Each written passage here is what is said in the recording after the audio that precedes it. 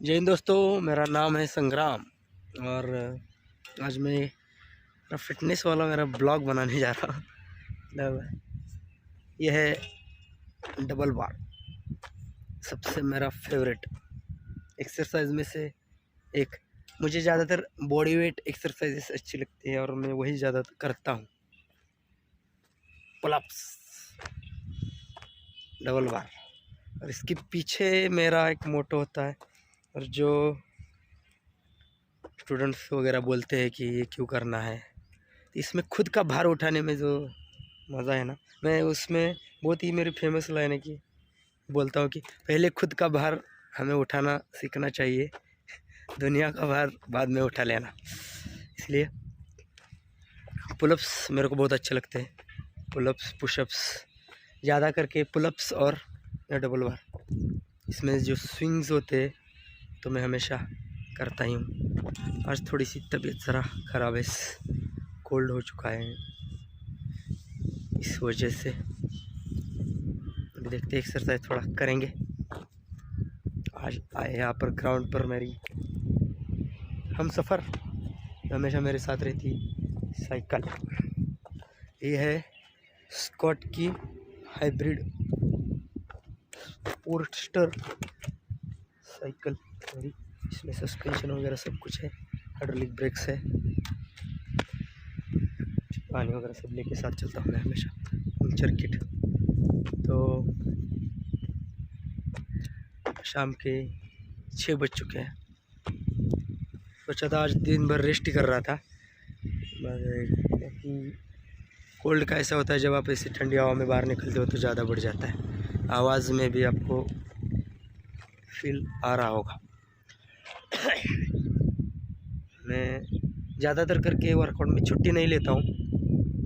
जब कोई काम आ जाता है इमरजेंसी, या फिर जब बीमार होता हूँ, बीमार ज़्यादातर नहीं होता लेकिन काम आ जाता है। तो बीच में बारिश हो रही थी 3-4 दिन, तो उस दिन में थोड़ा सा रेस्ट ले लेता हूँ। जब इमरजेंसी मुझे रेस्ट देती है तभी, खुद से मैं ज़्यादातर नहीं लेता, क्योंकि घर में मन ही नहीं लगता।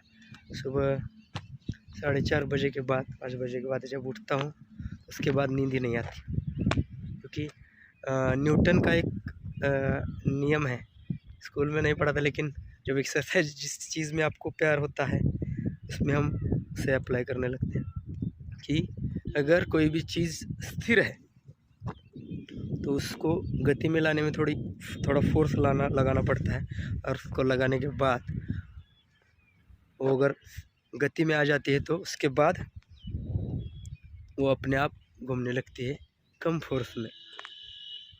तो ऐसा ही है वर्कआउट में भी, जब आपको आदत नहीं लगती, आपको रिजल्ट्स दिखने शुरू नहीं होते, तब तक आपको थोड़ा सा एफर्ट करना पड़ेगा। और ये हमेशा चलता रहता है। आप कितना भी वर्कआउट कर लो, कितने भी साल कर लो, हमेशा नेक्स्ट टारगेट आते रहते हैं। जो आपने पा लिया है वो कम लगने लगता है, फिर आगे का हमेशा आपसे आगे कोई ना कोई ज़रूर होगा। इसलिए, और ये ज़रूरी भी है हमें डाउन टू अर्थ रखने के लिए, हम्बल रखने के लिए, स्टेबल रखने के लिए, ताकि हम हमेशा कुछ ना कुछ नया सीखते रहें। और जैसा ग्राउंड, ऐसी खुली हवा में मेरे को बहुत अच्छा लगता है। मेरे को क्या, सभी को अच्छा लगता है। जो धरती, जल, अग्नि, वायु, आकाश, इससे हमारा शरीर बना है, तो जितना खुली हवा में, खुले मैदान में हम जाएंगे उतना हमें अच्छा फील होता है। नेचर से हम कनेक्ट हो जाते हैं, तो जितना नेचर से कनेक्ट होते हैं उतनी जल्दी रिलैक्स फील करते हैं। एक थेरेपी की तरह होता है एक्सरसाइज करना।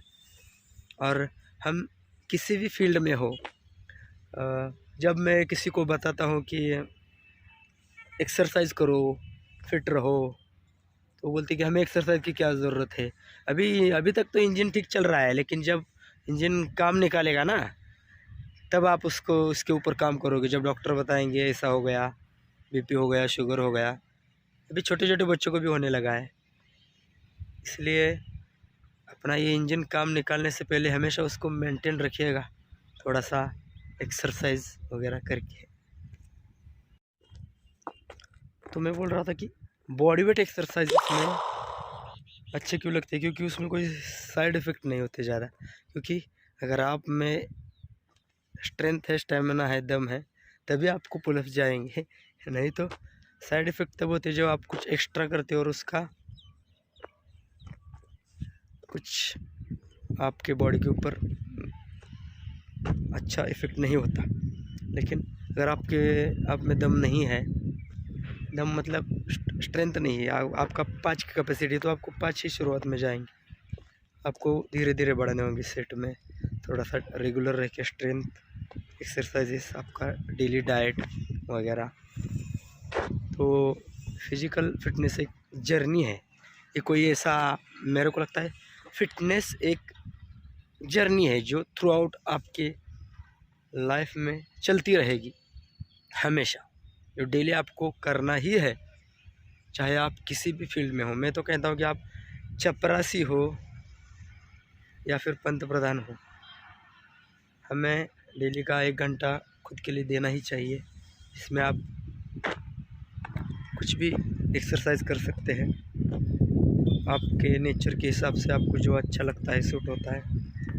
कोई भी स्पोर्ट्स खेल सकते हैं, साइकिलिंग हो, रनिंग हो, जिम हो, योगा, कैलिस्थेनिक्स वगैरह बहुत कुछ है, जिम्नास्टिक्स, जो आपके हिसाब से। लेकिन सबसे अच्छा है आपको मिक्स करना चाहिए सब, एक ही में ज़्यादा इंडल्ज नहीं होना चाहिए, क्योंकि सभी इंटरडिपेंडेंट है। जो हम खाना भी खाते हैं तो सिर्फ रोटियां नहीं खाते, उसके साथ दाल चावल और भी कुछ सब्जियां, पिकल वगैरह, ऐसा हमें सभी एक्सरसाइज का कॉम्बो करना चाहिए। कुछ नए नए एक्सरसाइज ट्राई करने चाहिए, सीखने चाहिए, तभी जो बोलते हैं ना, अपने काम में चेंज यही रेस्ट है। क्योंकि एक ही करते करते हम बोर हो जाते हैं कभी कभी, इसलिए हमें हमेशा कुछ नई नई चीज़ें सीखते रहनी चाहिए और आगे बढ़ते रहना चाहिए।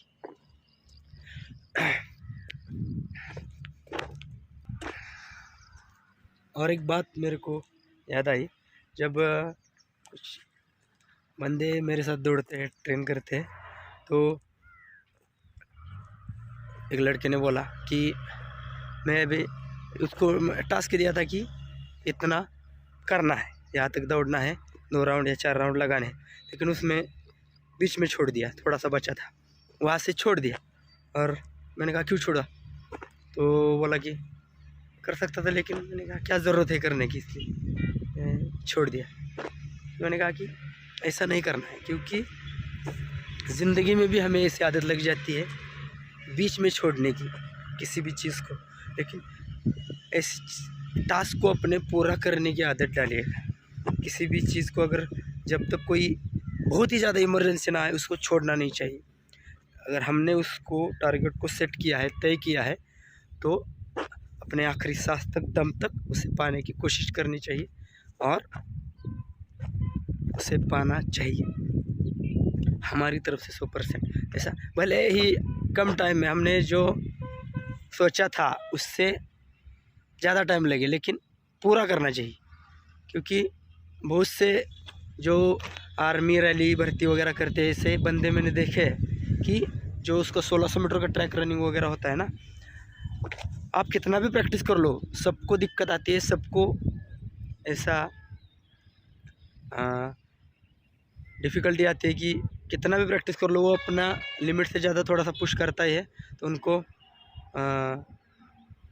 दम लगता है, दाप लगता है, तो भागते भागते उसकी वजह से बीच में छोड़ देते। उस तकलीफ़ की आदत होनी चाहिए, हमें ये पता होना चाहिए कि तकलीफ़ सबको होती है, लेकिन जो उसको सहकर आगे निकल जाता है ना, ज़िंदगी में भी वही सक्सेस पाता है।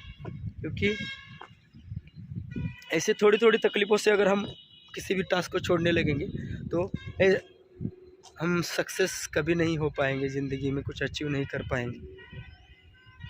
क्योंकि बहुत से बंदे ऐसे भी हैं जो फिज़िकली बहुत स्ट्रांग थे, लेकिन आर्मी भर्ती की रैली में वगैरह मेंटली स्ट्रांग ना होने की वजह से, थोड़ी बहुत तकलीफ़ होने की वजह से, क्राउड देखने की वजह से वो अपना रनिंग बीच में छोड़ देते हैं। और प्रॉपर अगर आपका इतना टास्क है तो उसके 10 गुना ज़्यादा आपको ट्रेनिंग करना चाहिए हमें। ऐसा ही नहीं कि भर्ती ही है, कोई भी चीज़ हो ज़िंदगी में, तो ऐसा मेरा मानना है।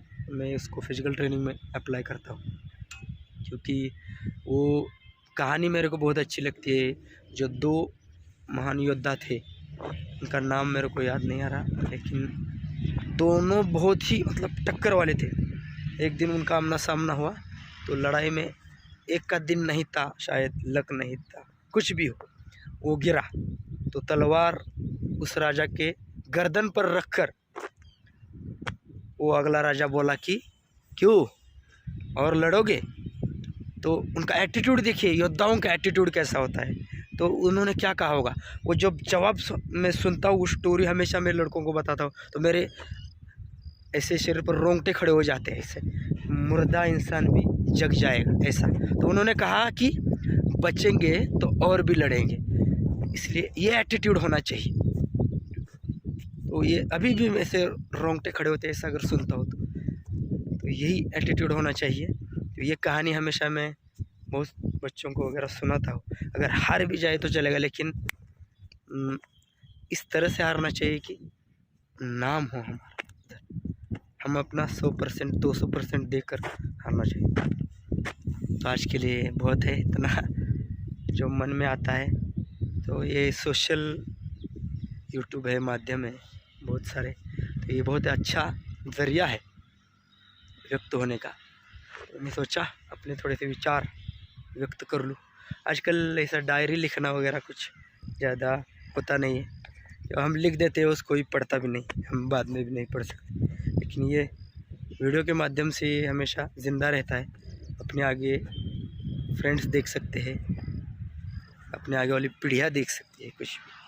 तो ठीक है, मिलते हैं, जय।